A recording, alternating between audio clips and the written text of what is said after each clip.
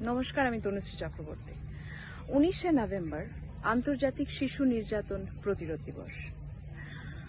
Rugs এটা নিয়ে বহুদিন ধরে কাজ করে চলেছে এবং যে অভিযানটা ওরা নিয়েছে তার সঙ্গে আমি আছি। আমরা সবাই জানি যে বহু বছর ধরে শিশু নির্যাতনের মতো অপরাধ বিভিন্ন জাতি, ধর্ম, লিঙ্গ নির্বিশেষে হয়ে চলেছে এবং আমরা সবাই চাই যে এটা বন্ধ হোক, এটা শেষ হোক এবং রক্ষা যে কাজটা করছে সেই কাজটার সঙ্গে আমাদের সবার ওদের পাশে দাঁড়ানো খুব জরুরি।